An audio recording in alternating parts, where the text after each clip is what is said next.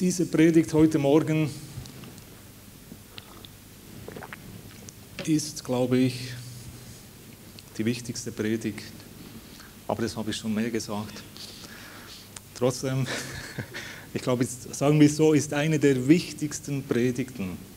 Vielleicht kennt ihr vieles schon, ist egal. Wir haben es ja auch gesungen, Licht dieser Welt. Das ist eigentlich eine Zusammenfassung dieses Liedes von meiner Predigt. Als Jesus auf dieser Erde lebte, zur Zeit der Evangelium, hat er gesagt, wer mich sieht, sieht den Vater.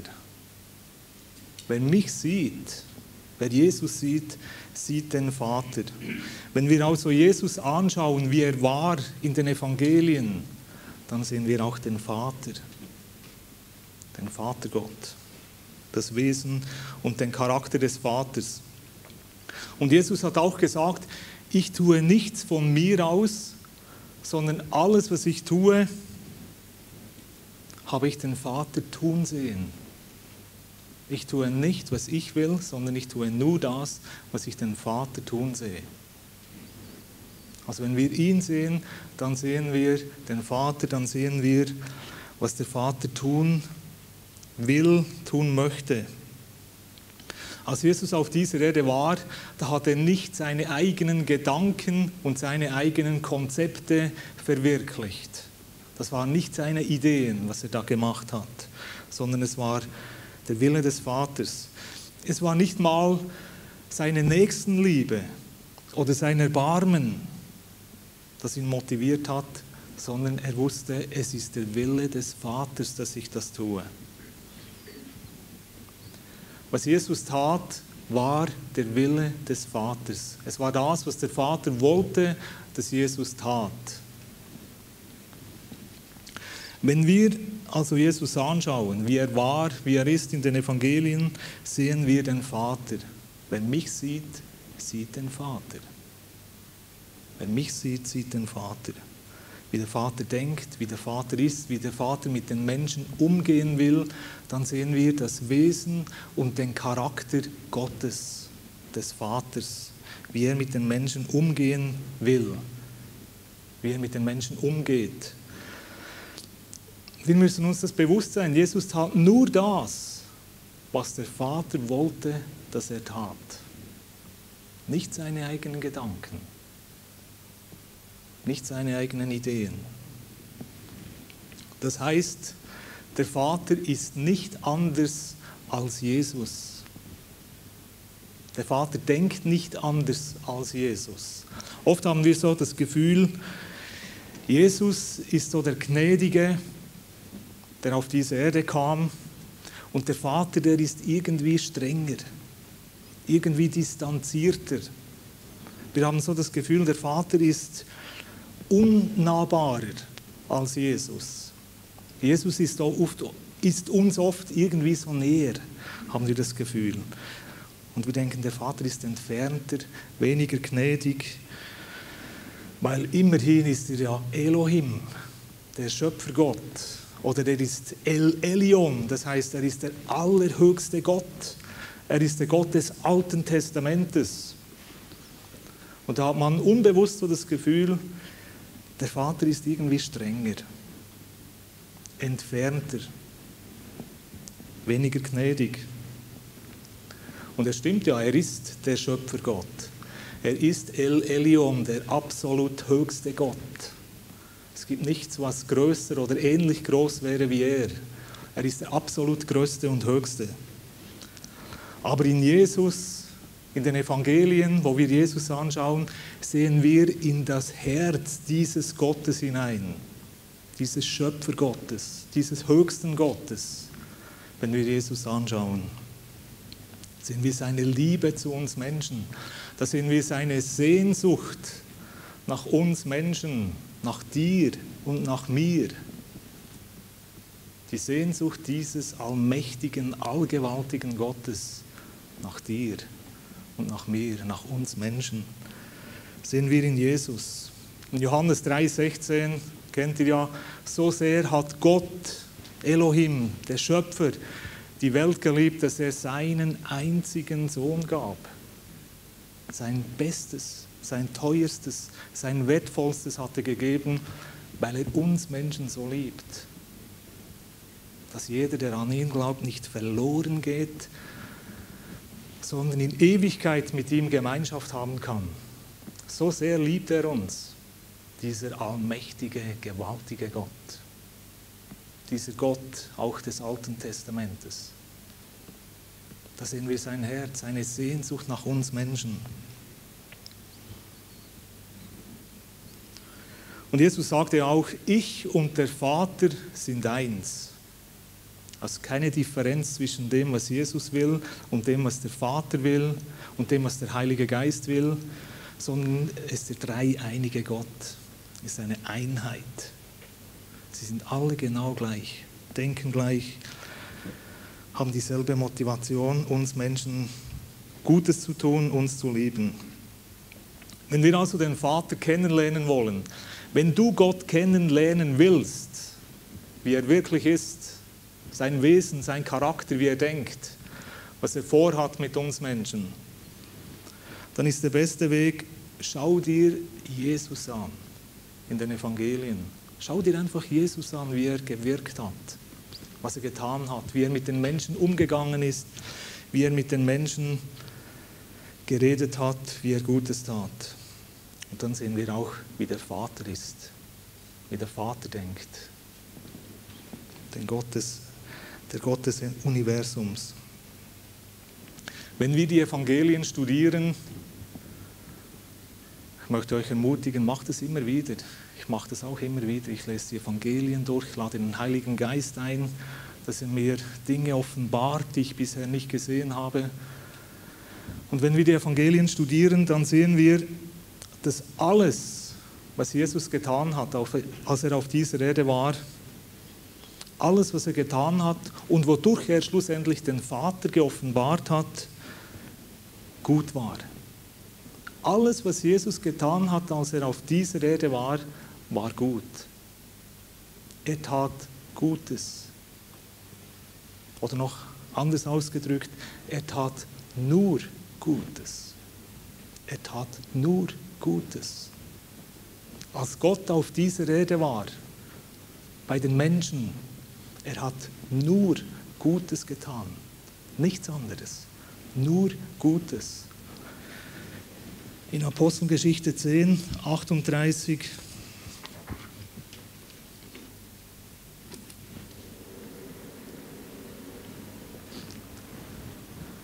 als die Apostel über Jesus redeten, da sagten sie von ihm, Jesus von Nazareth, wie ihn Gott mit Heiligem Geist und Kraft gesalbt hat, der umherzog und Gutes tat und alle heilte, die vom Teufel überwältigt waren, denn Gott war mit ihm. Also Jesus zog umher und was hat er getan?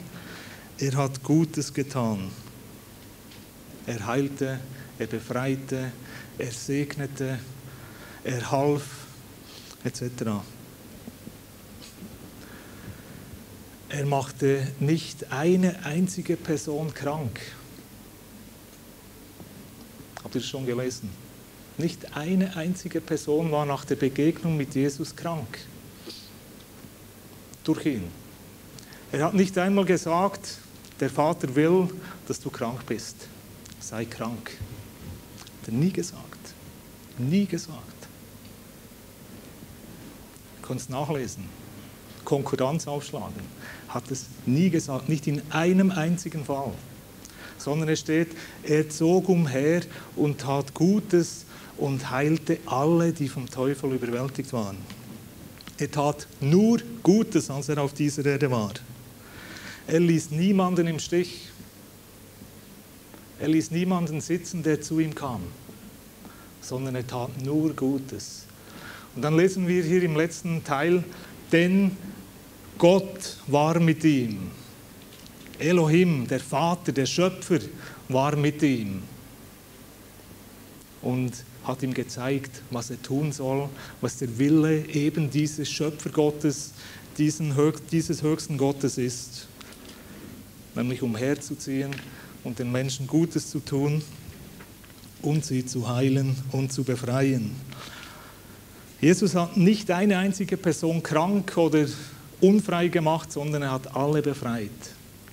Kein Blinder, der zu ihm kam, ging wieder blind weg. Kein Aussätziger, der zu ihm kam, blieb aussätzig. Kein Stummer, der zu ihm kam, blieb stumm. Jeder, der zu ihm kam und Hilfe brauchte, Hilfe suchte, wurde geheilt. Er tat Gutes. Nur Gutes. Ausschließlich nur Gutes tat Jesus. Jeder, der zu ihm kam, wurde befreit, wurde erlöst. Seine Probleme wurden gelöst. Jeder.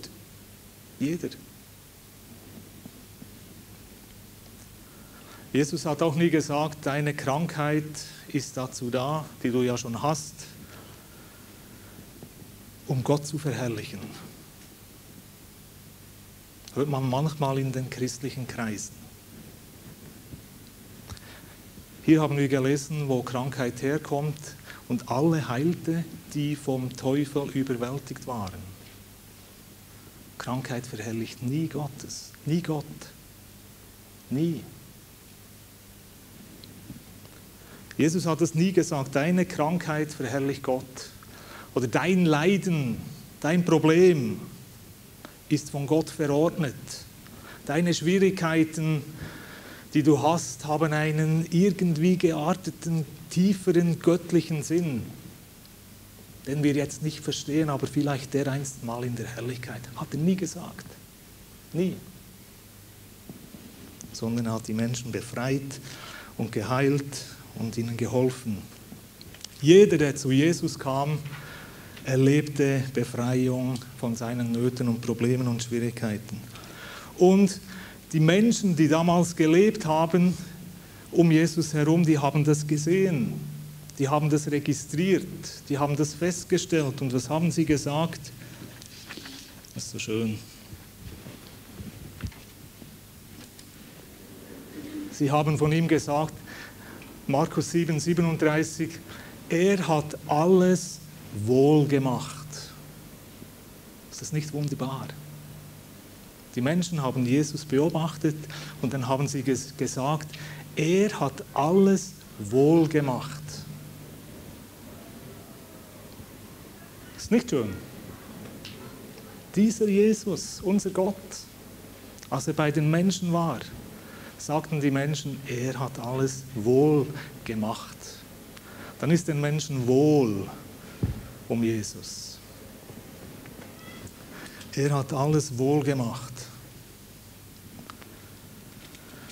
Zum Beispiel, da war eine Frau, Lukas 13, 11 bis 16, eine Frau, 18 Jahre lang ging diese Frau so. Könnt ihr euch das vorstellen? 18 Jahre lang. Sie konnte niemandem in die Augen schauen.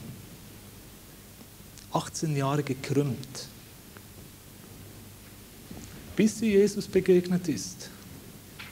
Und Jesus ist zu ihr gekommen und hat gesagt, Frau, sei von deiner Krankheit gesund. Und da konnte sie sich zum ersten Mal nach 18 Jahren wieder aufrichten und ihm direkt in die Augen schauen. Er hat alles wohl gemacht. Das ist unser Jesus. Oder dieser Mann, der von Dämonen geknechtet war, besessen war. Jahrelang hauste er in den Gräbern, wo die Leichen liegen, die Skelette liegen. Er wohnte da, nackt, zog nie was an. Und die Menschen haben versucht, ihn zu bändigen und haben ihn mit Ketten, mit geschmiedeten Stahlketten gefesselt. Und es steht geschrieben, er hat die Ketten genommen und zerrieben. Also der hatte nicht natürliche Kräfte. Und es steht, er hat Steine genommen und hat versucht, sich zu verletzen. Wahrscheinlich hat er versucht, sich und seiner Qual, die er hatte durch diese Besetzung der Dämonen, ein Ende zu setzen. Dieser Mensch litt dermaßen, der war verrückt, nicht mehr klar, bis er Jesus begegnet ist. Bis er Jesus begegnet ist. Und nach dieser Begegnung mit Jesus kamen dann die Leute aus den Dörfern, um diesen Mann zu sehen. Und es steht, sie haben ihn bekleidet und vernünftig bei Jesus sitzen sehen. Er hat alles wohl gemacht. Er hat alles wohl gemacht. Er hat nicht gesagt, du bist selber schuld. Aufgrund deiner Vorgeschichte musste es ja so herauskommen. Selber schuld. Nein. Sondern er hat ihn befreit. Er hat alles wohl gemacht. Oder das kleine Mädchen wurde krank und immer kranker. Und der Vater wusste sich nicht mehr zu helfen, war ein Oberer der Synagoge. Und er hatte gehört von Jesus und er lief schnell zu Jesus und hat ihm gesagt, komm schnell zu mir nach Hause, meine kleine Tochter liegt im Sterben.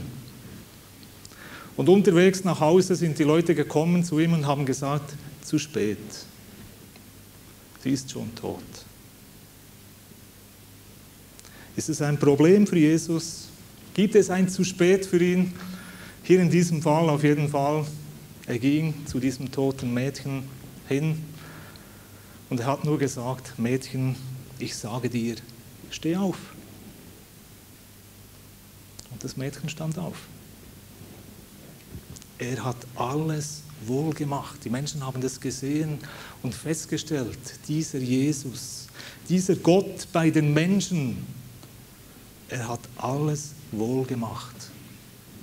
Er tut den Menschen Gutes. Sind es Ausnahmen? Was denkt ihr? Sind es einige Ausnahmen, die ich jetzt gesagt habe?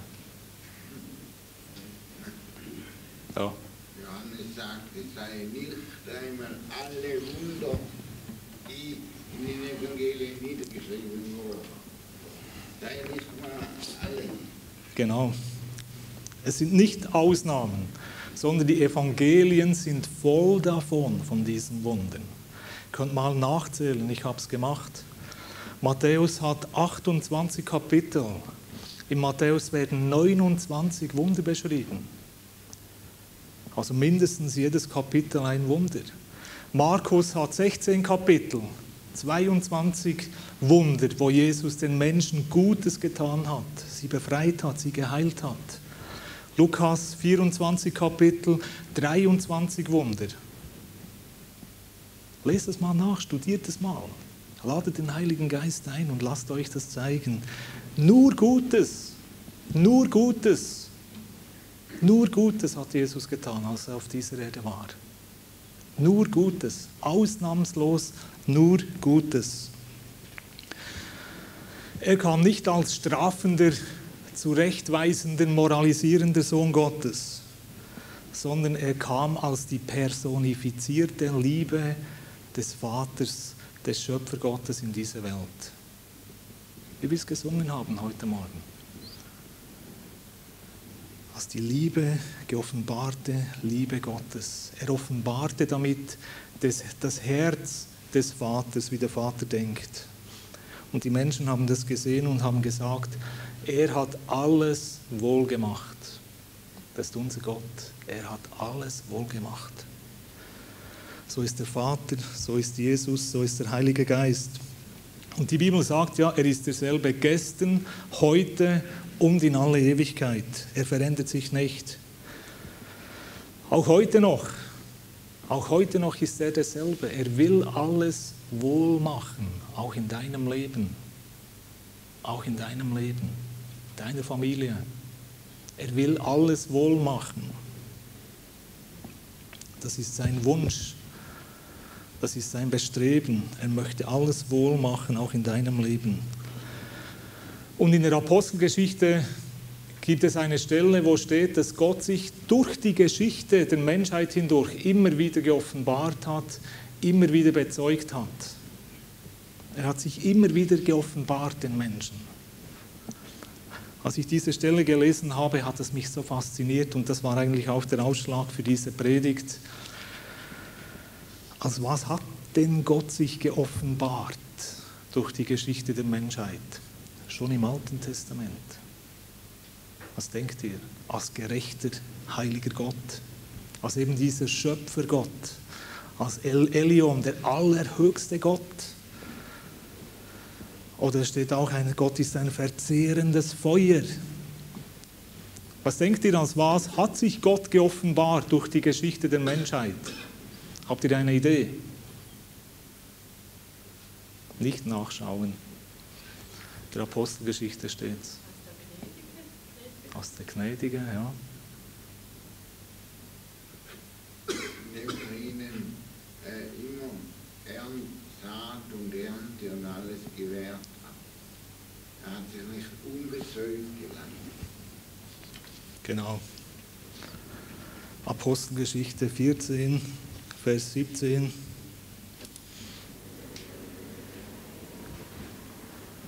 Als ich das gelesen habe, das hat mich so fasziniert. Gott hat sich nicht unbezeugt gelassen als Wohltäter. Er hat sich nicht unbezeugt gelassen als Wohltäter. Nicht nur gnädig, gnädig ist er auch, aber er will auch Wohl tun, Gutes tun. Das ist unser Gott.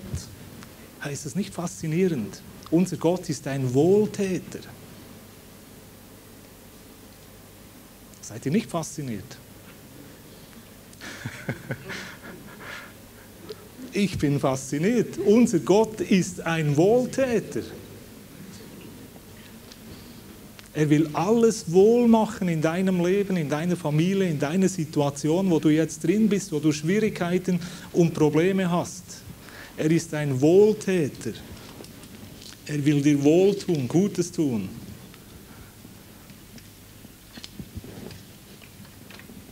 Er hat sich offenbart als ein Gott, der Gutes tun will. Nicht in erster Linie als der Schöpfer oder ein verzehrendes Feuer, sondern als Wohltäter. Und ich denke, das muss in unser Denken hinein. Gott ist ein Wohltäter. Er will mir Gutes tun. Er will mir nur Gutes tun. Psalm 23, der letzte Vers. Nur Gutes und Gnade werden mir folgen all meine Tage. So ist unser Gott, so ist dein Gott. Er will dir nur Gutes tun. Nur Gutes tun. Nichts anderes. Nur Gutes tun. Das muss in unsere Köpfe hinein, in unser Denken hinein. Gott ist absolut für mich. Er will mein Bestes. Er will mir Gutes tun. Er ist 100%ig für mich. Gott ist 100%ig gut. Er ist nicht zum Teil gut und zum Teil nicht gut. Er ist nicht zum Teil gnädig und zum Teil halt doch noch ein strafender Gott, wenn wir seine Kinder sind. Er ist nicht zum Teil Licht und halt doch noch ein bisschen Finsternis manchmal. Nein, er ist nur gut. Er ist nur gut. Und er hat nur gute Absichten mit dir und für dich. Er hat nur einen guten Plan für dein Leben. Er hat nur gute Gedanken über deinem Leben. Nur gute. Keine strafenden. Nur gute. Und von diesem Standpunkt, von dieser Erkenntnis aus, müssen wir dann, wenn wir so eine schwierige Bibelstelle lesen zum Beispiel, die scheinbar ein Widerspruch ist, von diesem Standpunkt aus müssen wir diese Bibelstelle dann beurteilen. Uns zuerst vergewissern, vergegenwärtigen, Gott ist gut. Er ist total für mich. Er ist total für die Menschen. Und dann, wenn du eine schwierige Bibelstelle oder Situation hast in deinem Leben, lade den Heiligen Geist ein und zeige dir, was der Vater meint, was der Heilige Geist meint mit Bibelstellen. Aber zuerst müssen wir uns vergegenwärtigen, Gott ist gut. Grundsätzlich immer für mich. Nie gegen mich, immer für mich. Und diese Predigt heute Morgen soll dazu dienen, dass wir all diese Gedankenpositionen in uns, die damit rechnen, dass Gott auch mal strafend sein kann gegen uns. Dass er vielleicht auch mal sadistische Züge haben kann, bösartige Züge haben kann in seinem Wesen. Ich denke, das denkt niemand von uns so. Aber ganz versteckt, ganz fein getarnt irgendwo, ist diese Angst eben manchmal doch da. Diese Erwartung doch da. Und dann kommt der Teufel und sagt dann dir noch, ja, eigentlich hast du es ja auch nicht anders verdient. Eigentlich stimmt's ja. Dann trag's halt mit Fassung. Nein, Jesus hat die Strafe am Kreuz auf sich genommen. Er ist gestorben für unsere Schuld, für unsere Sünden, für unser Versagen, für unsere Krankheiten und Gebrechen, damit wir eben frei sind davon. Die Strafe lag auf ihm zu unserem Heil und durch seine Wunden sind wir geheilt. Er will, dass es dir gut geht, so wie du willst, dass es deinen Kindern gut geht. So will Gott, dass es dir gut geht. Also all diese Gedankenpositionen, dass Gott auch mal böse ist, dass er vielleicht auch mal dich auch mal im Stich sitzen lässt, im Stich lässt, dass er halt auch mal vielleicht ungerecht ist, dass er vielleicht mal nicht zu seinem Wort steht. All diese Gedankenpositionen müssen wir rauswerfen aus unserem Denken. Sie stimmen nicht mit dem Wort Gottes überein. Gott ist gut zu seinen Kindern. Er ist gut zu dir und zu mir, wenn wir seine Kinder sind. Gott ist ein Wohltäter und er will, dass es dir gut geht. Er will dein Bestes. In Jeremia 29, Vers 11 lesen wir, dass Gott sagt, denn ich weiß, was für Gedanken ich über euch hege. Gedanken zum Heil und nicht zum Unheil. Euch eine Zukunft und Hoffnung zu gewähren. Gute Gedanken.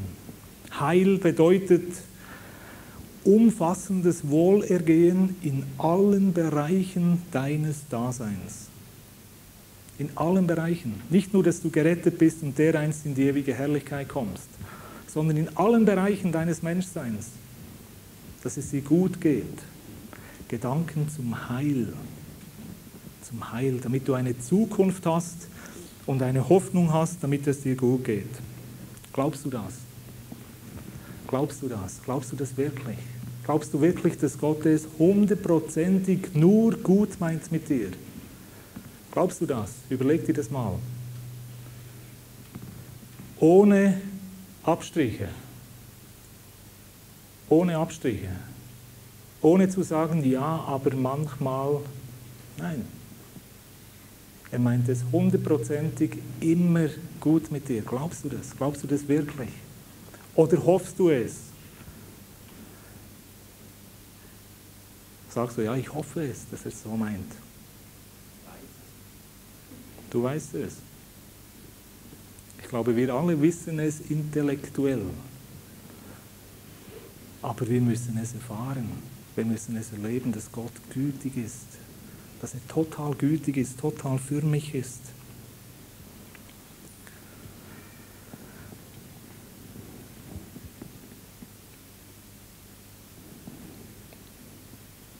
Im Psalm 32, Vers 10, da gibt Gott uns einen Tipp, was wir machen können, wenn wir das erleben wollen. Wollt ihr es erleben? Wollt ihr die Güte Gottes erleben? Wollt ihr Gott als gütigen Gott erleben? Als die Liebe in Person? Wie? Nein, ist keine Fangfrage. Ist ehrlich gemeint.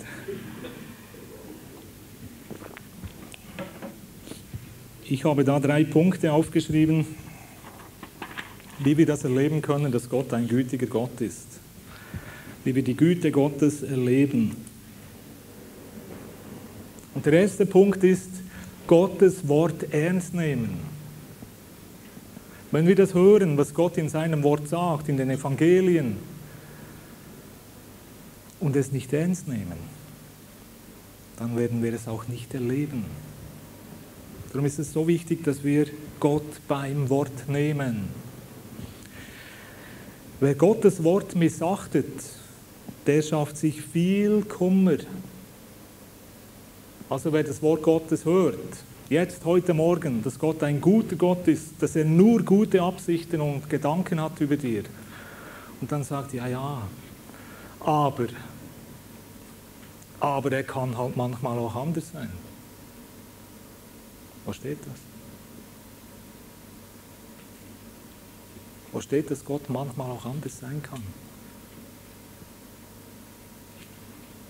Ich habe die Stelle noch nicht gefunden, sondern ich habe die Stelle gefunden, wo steht, bei ihm ist kein Wechsel noch Schatten. Er ist immer gleich, jeden Morgen. Für ihn gibt es keinen Montagmorgen, wo er nicht aus den Federn herauskommt. Gibt es nicht, er ist immer gleich. Hat immer gute Laune. Er lacht, wenn er auf diese Welt sieht und die Menschen sieht, wie sie Pläne schmieden. Schaut er herunter und lacht. Psalm 2. Wer Gottes Worte missachtet, schafft sich viel Kummer. Habt ihr gehört? Nicht Gott schafft ihm viel Kummer, sondern derjenige, der das Wort Gottes nicht nimmt, sondern sagt, ja, Gott sagt es zwar schon, aber meine Erfahrungen oder meine Theologie oder mein Dafürhalten sagt etwas ganz anderes. Der schafft sich viel Kummer. Nicht Gott ist es, der ihm viel Kummer schafft, sondern er selber schafft sich viel Kummer. Und das bedeutet, er wird die Güte, die Liebe Gottes nicht erleben, nicht erfahren. Nicht Gott ist das Problem, sondern Gott gibt sein Wort, seine Zusagen, seine Verheißungen und wer sie nicht nimmt, wird sie auch nicht erleben. Es geschieht nicht automatisch. Aber das Schöne ist, wer das Wort nimmt, wer Gott vertraut, der wird seine Güte erleben. Wer Gott das Wort nimmt, hineinnimmt in sein Leben, in sein Denken, in seine Fantasie, in seinen Alltag, der wird seine Güte erfahren. Nicht theoretisch, sondern praktisch. Das steht im Alten Testament. Gott war im Alten Testament schon so. Psalm 81, 14 folgende, dort sagt dieser selbe Gott, dieser Elohim, dieser El Elyon, er sagt, oh, dass mein Volk auf mich hörte. Spürt ihr das Herz Gottes? Oh, dass mein Volk auf mich hörte und wandelte in meinen Wegen. Dann sagt er, wie bald wollte ich ihre Feinde beugen und meine Hand wider ihre Bedränger wenden. Ich wollte sie speisen mit dem Mark des Weizens, mit Honig aus dem Felsen, wollte ich sie sättigen. Geht noch weiter, kannst mal nachlesen, Psalm 81. Die einzige Voraussetzung, hören auf das Wort Gottes, Gott beim Wort nehmen. Dann kann er seine Liebe, seine Güte uns erleben lassen. Aber nur wer ihn beim Wort nimmt, nur wer sein Wort nicht missachtet, wird die Güte erleben. Das ist die erste wichtige Voraussetzung, Gott beim Wort nehmen, Gottes Wort nicht missachten, sondern eben achten. Nicht sagen ja, aber, sondern ja, du hast es gesagt. Und du bist Elohim, du bist El Elyon. Und wenn du es gesagt hast, dann ist es auch so. Der zweite Punkt, Gott seine Güte und Liebe glauben. Wir müssen es glauben, damit wir es erleben. Ohne Glauben aber ist es unmöglich, ihm wohl zu gefallen. Denn wer sich Gott nahen will, muss glauben, dass er ist und denen, die ihn mit Ernst suchen, ein Belohner wird. Hebräer 11, Vers 6. Wir müssen ihm seine Liebe glauben. Glauben, dass er total für dich ist, dass er total für mich ist. Und der Glaube kommt ja aus dem Wort Gottes. Und hier sehen wir, er ist ein Belohner. Du musst ihn nur suchen und schon wird er dich belohnen. Du musst ihn nur suchen und schon wird er dich belohnen. Im Glauben zu ihm gehen und sagen, Gott, Vater, ich komme jetzt zu dir. komme jetzt zu dir und ich komme und möchte dir begegnen. Ich möchte Gemeinschaft haben mit dir. Du bist da und ich trete vor dich. Und er sagt, er wird dich belohnen. Er wird dir wohltun. Du wirst seine Güte, seine Gegenwart erfahren. Wie David das ja auch immer wieder erlebt hat. David hat Gott immer wieder gesucht und hat ihn erlebt, hat ihn erfahren. Und der letzte Punkt, Gott suchen, das bedeutet Gemeinschaft haben mit Gott. Ihn suchen. Ihn suchen. Nehmen wir uns Zeiten in unserem Alltag, wo wir Gott suchen, oder haben wir keine Zeit? Oft haben wir für alles Zeit, nur eben für das nicht. Da haben wir dann keine Zeit mehr. Dann ist es zu spät oder zu früh oder wie auch immer, aber keine Zeit. Aber für andere Dinge, die viel, viel weniger wichtig sind, haben wir Zeit. Gott suchen, brechet euch einen Neubruch der Erkenntnis, indem ihr den Herrn sucht, auf dass er komme und euch Heil regnen lasse. Heil bedeutet wieder umfassendes Wohlergehen in allen Bereichen deines Menschseins. Heil regnen lasse, also eine Fülle, Überfluss von ihm. Überfluss an Wohlergehen. Das verherrlicht ihn. Und solange wir aber noch denken, ja, Gott kann auch mal strafend, mal böse, mal vielleicht sadistisch sein, er kann auch mal ungerecht sein oder nicht zu seinem Wort stehen, da können wir nicht wirklich mit Freimut vor seinen Thron treten, weil wir dann nicht wissen, wie ist er jetzt gerade drauf. Hat er jetzt gerade eine schwierige Phase? Ist er jetzt gerade gegen mich, weil ich vorhin zu schnell fuhr oder hässig war zu meiner Frau oder was auch immer? Nein, er freut sich immer, wenn du kommst, immer. Er freut sich immer, wenn du kommst, wie ein Vater sich freut, wenn sein Kind zu ihm kommt. Und hier steht, brechet euch einen Neubruch der Erkenntnis, indem ihr den Herrn sucht. Einen Neubruch der Erkenntnis, also etwas Neues erkennen von Gott, von seinem Wesen, von seinem Charakter, indem wir ihn suchen, Gemeinschaft haben mit ihm zusammen sind. Wollen wir das? Wollen wir das machen in unserem Alltag? Uns vornehmen, diese Woche oder die nächste Zeit, Herr, ich will dich suchen. Ich will so einen Neubruch der Erkenntnis brechen. Das machen wir, indem wir ihn suchen. Und dann kommt er. Dann kommt er. Dann wirst du ihn, dann wirst du seine Güte, seine Liebe, seine Gegenwart erleben. Wie Monika das am Anfang gesagt hat in diesem Bibelvers, Psalm 36, dass du dann sagen kannst, wie köstlich ist deine Güte. Köstlich. Dass du das dann wirklich sagen kannst, das ist mir das Wichtigste, dass ich die Liebe und die Güte Gottes erlebe. Das ist mir das Wichtigste. Alles andere wird nebensächlich. Nur eins möchte ich, Gott erleben. Wollt ihr das? Gott suchen, ihm begegnen, seine Güte, seine Liebe, nicht nur theoretisch wissen. Und dazu müssen wir wissen, er ist nur gut. Er ist nur gut.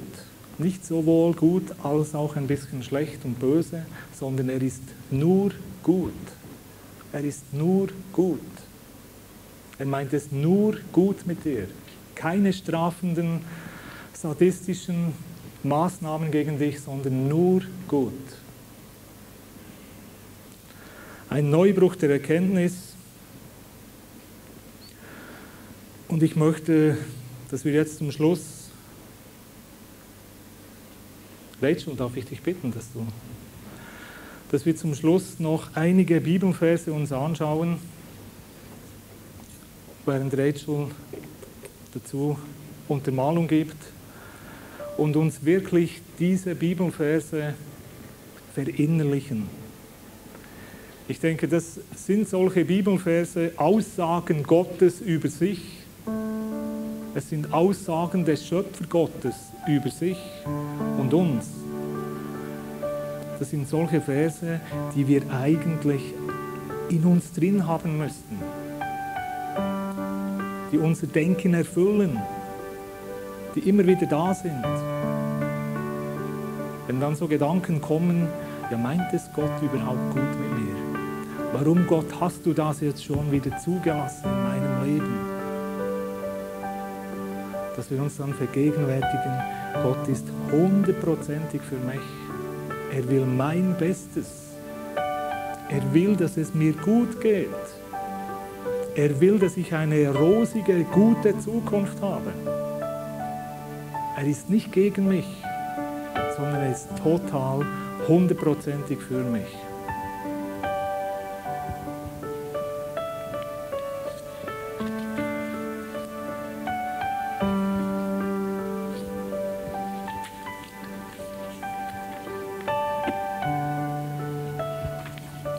Den ersten Vers haben wir schon gesehen.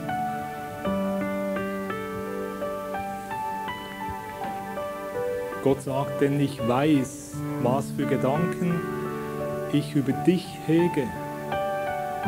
Gedanken zum Heil und nicht zum Unheil, dir eine Zukunft und Hoffnung zu gewähren. Überleg dir das mal, das sagt Gott zu dir. Er hat gute Gedanken über dir. Gott hat gute Gedanken über dir. Heil in allen Bereichen deines Menschseins. In allen Bereichen.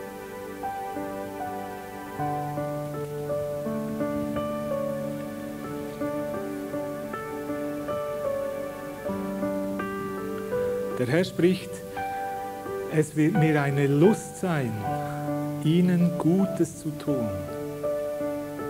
Das sagt der Schöpfer des Universums. Es ist mir eine Lust, dir Gutes zu tun, dir Wohl zu tun.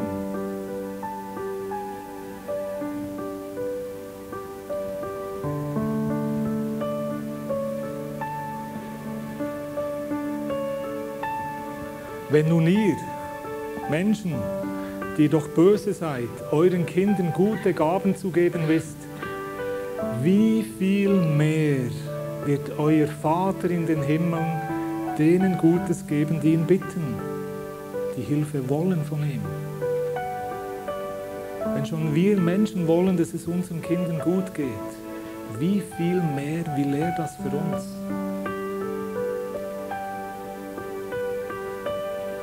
Er will, dass es dir gut geht. Er will dir gute Gaben geben, all das, was du brauchst.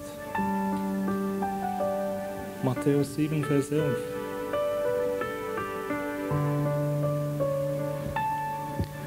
Er, der Schöpfergott, er, der seines eigenen Sohnes nicht verschont, sondern ihn für uns alle dahingegeben hat, wie sollte er uns mit ihm nicht auch alles schenken?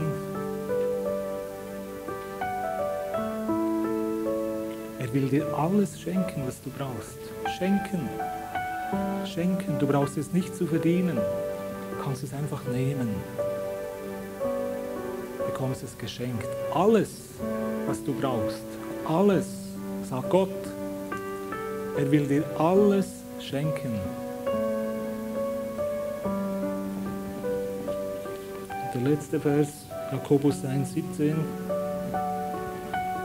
haben wir auch schon angeschnitten. Alle gute Gabe und alles vollkommene Geschenk kommt von oben herab, von dem Vater der Lichter, bei dem keine Veränderung ist, noch ein Schatten infolge von Wechsel. Alle gute Gabe kommt von ihm und alles vollkommene Geschenk. Alles, was auch du, was auch wir Menschen gut finden, ohne dass wir es irgendwie umdrehen müssen. Alles Gute kommt vom Vater. So ist unser Gott. Er ist total für dich. Er meint es nur gut mit dir. Er hat keine strafenden Maßnahmen gegen dich, weil die hat er auf seinen Sohn am Kreuz von Golgatha gelegt. Er ist total für dich. Total.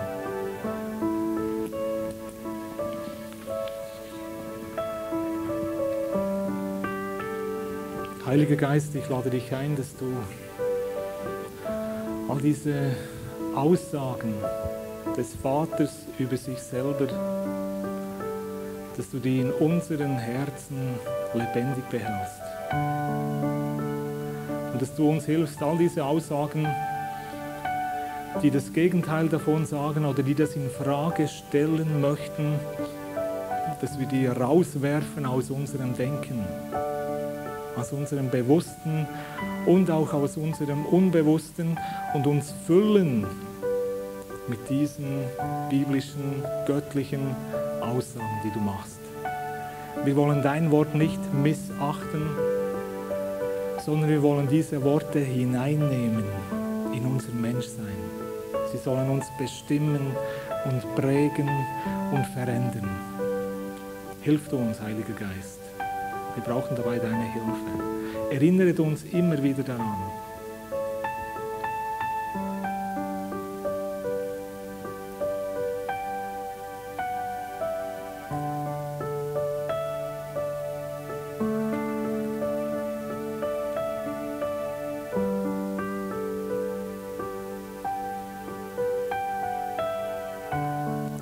Und ich bitte dich auch, Heiliger Geist, dass du uns begleitest jetzt in diesen Tag und in die kommende Woche, dass du uns immer wieder daran erinnerst. Wir haben zugesagt, wir wollen dich suchen, wir wollen uns diesen Neubruch der Erkenntnis brechen. Ich bitte dich, dass du uns immer wieder daran erinnerst, uns rufst in die Gemeinschaft mit dir, dass wir dich erleben, wirklich, wie es im Hebräer 11, Vers 6 steht, als Belohner, als Wohltäter. Wir wollen deine Güte erleben, wir wollen deine Liebe erleben. Wir brauchen das, Herr. Danke, dass du uns begleitest jetzt in diesen Tag hinein. Danke, dass du bei uns bist und ich lege deinen Segen jetzt auf jedes Einzelne unter uns. Herr, wir sind deine Kinder und als deine Kinder haben wir so riesengroße Vorrechte. Und lass uns diese Vorrechte nicht für uns behalten in dieser kommenden Woche, sondern zeige uns die Menschen, die du durch uns berühren möchtest, denen du durch uns begegnen möchtest. Zeige uns die Menschen, die du durch uns einladen möchtest in die Gemeinschaft mit dir.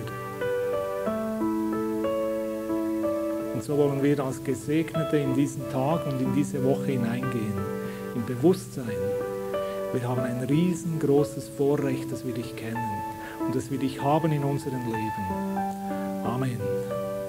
Amen.